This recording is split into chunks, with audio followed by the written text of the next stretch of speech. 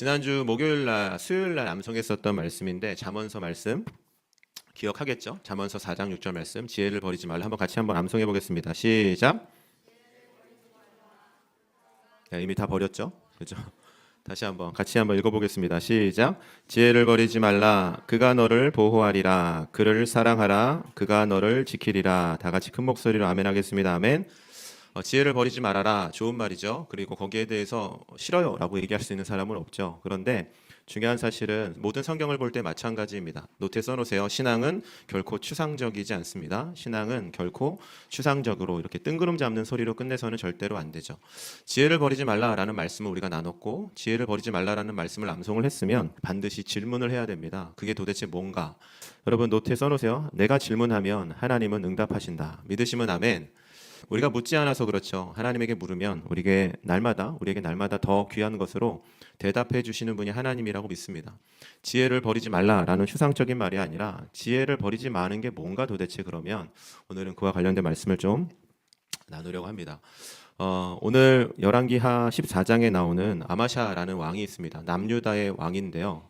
20대 중반의 왕이 돼서 20년이 넘도록 거의 30년에 가깝도록 남유다를 통치했었던 왕입니다. 여러분 혹시 요즘에 천만영화 그 제목이 뭐죠? 왕과 사는 나인가요? 뭐 어쨌든 그거요. 못 봤어요. 그 드라마, 그 영화도 그렇고 우리가 뭐 여러분 공부하면서 조선시대 이렇게 이런 어떤 왕들의 이야기를 봐도 그렇고 한번 물어봅시다. 왕이 되면 가장 첫 번째 하는 일이 뭘까요? 왕이 되면 첫 번째 하는 일. 다른 게 아니라 뭐 역사 속에서 계속 반복되는 거. 왕이 되자마자 하는 일이 뭐예요, 여러분? 숙청하는 거죠, 숙청. 나와 반대되는 사람들을 죽이는 것. 다른 말로 얘기하면 내 왕의 자리를 위협하는 자들을 죽이는 것. 우리 역사도 그렇고 세계 역사를 봐도 그렇고 왕권 시대에 그런 피가 잔혹하게 이렇게 난자하는 그런 어떤 사건들을 우리가 많이 보게 되죠. 아마샤도 마찬가지죠, 여러분. 아마샤도 왕이 된 이후에 가장 먼저 했었던 일들은 자기가 왕이 되고 이 왕권을 위협하는 사람들을 제거하는 일이었습니다. 아마샤에게는 이게 더 좀 간절했었던 이유 같아요.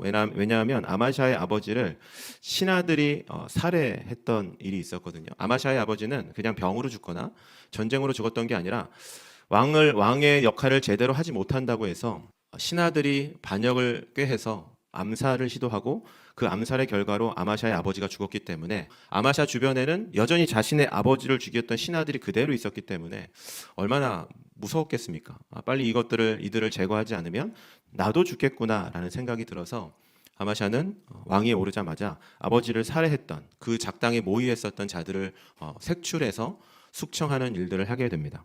역사 속에서 보는 거죠, 여러분. 한 명만 죽이지 않아요. 그죠? 누가 잘못을 하면 그에 관련된 모든 가족들을 다 죽이는 게 우리가 아는 그런 정설에 가깝죠.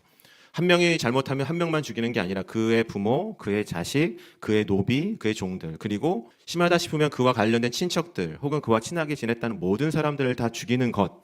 그것이 왕권을 보호하는 가장 중요한 일이라는 것을 우리가 이 말씀을 통해서도 또 그리고 세계에서 우리가 봤었던 역사를 통해서도 우리가 알게 됩니다. 그런데 오늘 아마샤는 그와 관련된 모든 가족들, 왕권을 위협할 수 있는 위협이 많이 남아 있었음에도 불구하고 아마샤라는 왕은 딱 그 사람들만 죽이고 처형하고 처벌하고 거기에서 이것을 끝내는 것을 보게 돼요. 아마샤가 그렇게 결정했었던 이유를 우리가 말씀을 통해서 알게 됩니다. 여러분, 아마샤가 이 일을 결정했을 때 아마샤 측근에 있던 사람들이 아마샤에게 뭐라고 얘기했겠습니까? 이렇게 하면 큰일 납니다. 저 사람들 남겨두면 큰일 납니다. 저 보세요. 저 사람들 남겨두면은 반드시 왕권에 위협이 될 겁니다. 라고 수많은 사람들이 얘기했겠죠. 그러나 아마샤는 그들의 말을 들었고 많은 위험과 어려움이 있다는 것을 충분히 예측할 수 있었지만 사람들을 죽이진 않습니다. 그 이유를 한번 신명기 말씀에도 같이 되어 있는데요. 앞에 있는 말씀 한번 같이 읽어보겠습니다. 시작. 아버지가 자녀 때문에 죽임을 당하지 않을 것이요 자녀도 아버지 때문에 죽임을 당하지 않을 것이라. 각 사람은 자기 죄로 말미암아 죽임을. 그 목소리로 아멘. 여러분, 아마샤가 노트에 써놓으세요. 아마샤가 다른 사람을 죽이지 않기로 결정한 이유. 다른 말로 풀어서 얘기하면 이렇게 써놓으면 좋을 것 같아요. 아마샤가 자신에게 있는 위협을 감수하기로 결정한 이유. 아마샤가 자신의 안전을 포기했었던 이유. 아마샤가 다른 사람들의 수많은 말을 듣고 그 말이 합리적이었지만 그 말을 듣지 않기로 결정했었던 이유는 뭐예요, 여러분? 하나님의 말씀이었습니다. 저는 이게 경계선이라고 생각을 해요. 여러분 노트에 써놓으세요. 경계선. 경계선이 뭐예요? 넘지 말아야 되는 선이잖아요. 여러분 하나님의 말씀이 노트에 이렇게 써놓읍시다. 하나님의 말씀은 우리 삶의 경계선입니다. 여러분 아마샤가 얼마나 분노했겠어. 자신의 아버지를 작당 모의에서 살해한 자들을 보고 얼마나 많은 분노가 있었겠습니까? 아마 이렇게 보여주고 싶지 않았을까라는 생각이 들어요. 저것들을 가만히 두지 않아서 이 일에 가담한 사람 말고 이와 관련된 모든 가족들을 정말로 우리나라식으로 얘기하면 목을 다 잘라서 정말 사람들이 다니는 길거리에 다 걸어놓고 다시는 이런 일을 반복하지 못하도록, 다시는 이런 말도 안 되는 반역을 일으키지 못하도록 아마샤 마음 가운데 얼마나 큰 분노가 있겠습니까? 사랑하는 사람이 죽어도 슬프고 고통스러운 일인데 자신의 아버지, 왕이었던 아버지가 그렇게 죽었던 것을 보고 아마샤가 얼마나 많은 분노가 있었겠어요. 그런데 중요한 것은 아마샤는 자신의 분노가 있었지만, 중요한 거예요 여러분, 분노가 있고 원망이 있고 화가 있었지만 그 화를 가지고 하나님의 말씀이 그어놓은 경계선을 넘지는 않았다는 거예요. 여러분이 생각해 보시면 더 쉽게 이해가 될 것 같아요. 여러분은 하루에 몇 번 화가 나요? 몇 번 화가 나요? 옆에 있는 얼굴 보세요. 친구 얼굴 보세요. 화가 가득하지 않아요? 화가 많이 나죠.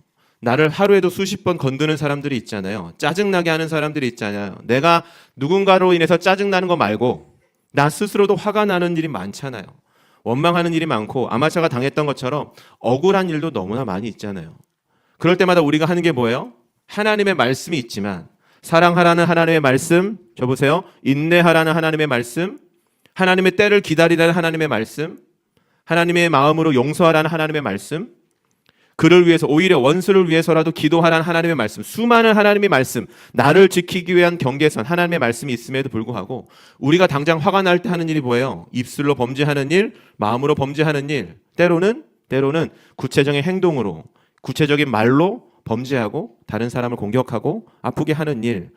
무슨 말이냐면 경계선을 아주 쉽게 넘어가는 일들을 우리가 날마다 하고 있다는 겁니다. 사랑하는 여러분, 노트에 써놓으세요. 경계선을 넘지 않게 해 주시옵소서. 말씀의 경계선을 하나님 제가 넘지 않게 해주세요.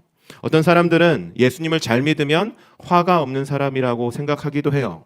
나쁜 마음을 먹지 않는 거라고 생각하기도 해요. 다른 사람을 무조건적으로 사랑하는 사람들이어야 한다고 생각하기도 해요. 예수님을 믿으면 삶에 원망도 없고 불평도 없고 감사가 날마다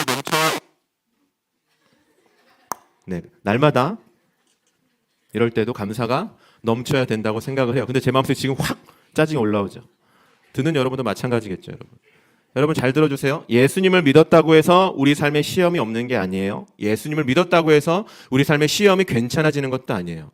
어떤 사람은 그렇게 얘기해. 너는 내 처지가 안 돼봐서 그래 라고 얘기할 수 있죠. 왜냐하면 모든 사람은 자신에게 있는 짐과 시험이 제일 커 보이기 때문에 그래요. 그러나 사실 그렇지 않아요. 여기 있는 초등학교 1학년부터 12학년 모두가, 여러분 12학년 힘들까요? 1학년 힘들까요? 수치상으로 보면 12학년이 더 힘들 것 같아요. 진로도 준비하고 졸업도 준비하고 엄청난 수많은 일들이 있으니까 초등학생들 보면, 미안해요, 오해하지 말고 들으세요. 그렇게 많은 걱정이 있어 보이진 않아요. 네, 그래 보여요. 겉으로 봤을 때는. 그런데 여러분, 사람에게는 그렇진 않다는 거죠. 저는 그렇게 이해합니다. 노트에 써놓으세요. 모든 사람은 100, 꽉 찬 자기의 십자가와 자기의 어려움을 갖고 살아간다고 생각을 해요. 그런데 여러분, 그 모든 어려움을 갖고 있다고 내가 누군가를 향해서 나의 분노를 끄집어내고 내가 누군가를 위해서 교활하게 나의 마음을 가지고 다른 사람을 공격하거나 다른 사람을 아프게 하는 일이 정당한 일이냐, 옳은 일이냐? 얘가 나를 죽였으니까, 아마샤가 그렇게 얘기할 수 있잖아요. 이 사람들이 나의 아버지를 죽였으니까 나는 이 사람들보다 더 큰 복수를 할 수 있는 정당한 이유가 있다라고 얘기할 수 있잖아요. 그게 우리의 마음이라고요. 여러분, 그러나 성경은 그것을 금하고 있다는 겁니다. 하나님의 말씀, 앞에 있는 말씀이 무슨 말씀인지 아시죠? 여러분은 저 말씀 어떻게 이해하시는지 모르겠어요. 아, 하나님이 다른 사람들을 보호하기 위해서 저런 말씀을 하셨구나라고 생각할 수 있을지도 모르겠어요. 노트에 써놓으세요. 여러분, 다른 사람에게 보복을, 나의 분노를, 나의 감정을 쏟아내지 말라고 하신 하나님의 말씀은 다른 사람을 보호하기 위한 게 아니에요. 나 자신을, 나를 보호하기 위해서 하나님이 주시는 말씀이에요. 하나님 우리에게 이렇게 말씀해 주시는 거예요. 너 분노하고 너가 화가 나고 네가 짜증나는 거 내가 충분히 알고 있어. 너의 부모를 죽였으니, 저들이 말도 안 되는 이유로 이 나라를 뒤집어 놨으니 네 마음에 얼마나 큰 고통과 분노가 있겠어. 나는 그 마음을 알고 있어. 그래서 네 마음 당장에 네 마음에는 칼을 들고라도 창을 들고라도 저 관련된 모든 사람들을 다 죽여서 너 나름대로의 정의를 실현하고 싶기도 하고, 분노를 쏟아내서 빨리 이걸 마무리 짓고 싶어하는 마음도 충분히 이해하지만 하나님 이렇게 얘기하신다는 거예요. 그래도 사랑하는 누구누구야, 이 말씀의 경계선을 절대로 넘어서는 안 된다고 말씀해 주시는 거예요. 왜? 그게 다른 사람 때문이 아니라 누구 때문이라고? 나를 보호하시기 위한 하나님의 말씀이라는 거죠. 여러분, 아침에 예배 말씀이 뭐예요? 여러분, 아침마다 예배를 드리는 이유가 뭐예요? 아침마다 노트를 쓰는 이유가 뭐예요? 이유는 딱 하나예요. 하나님의 말씀을 알고 죄로 타락한 우리가 연약하지만 뭘 넘지 말자는 거야? 경계선을 넘지 말자는 거예요. 여러분, 사랑하는 여러분, 아마샤처럼 하나님의 말씀을 알아서 이 말씀이 다른 사람을 보호하는, 나를 차별하시는 하나님의 말씀이 아니라, 내 억울함을 몰라주시는 하나님의 말씀이 아니라 내가 범죄하지 않도록 나를 지켜주시는 하나님의 말씀이라는 것을 깨닫고, 사랑하는 여러분, 말씀의 경계선을 넘지 않으시기를 예수님의 이름으로 축복합니다. 아멘. 한 가지 꼭 얘기해 주고 싶은 것은, 저보세요. 마음에 우울함이 올 때, 마음에 상심이 올 때 어떤 사람들은 그 우울감을 날마다 묵상하고 집중함으로 그 우울감의 마음에 삶이 사로잡히는 사람들도 세상에는 많이 있습니다. 누군가를 미워하면 그 미워하는 마음이 점점 커져서 자신의 인생을 망가뜨리는 사람들이 있기도 하고, 자신의 인생을 망가뜨리면서도 그것을 정당하다고 생각하는 사람들도 많이 있습니다. 왜? 나는 피해를 당했기 때문에, 나는 내가 이렇게 하는 일은 어쩔 수 없는 일이야 라고 자기 자신을 망가뜨리는 사람들도 여러분 세상에 많이 있습니다.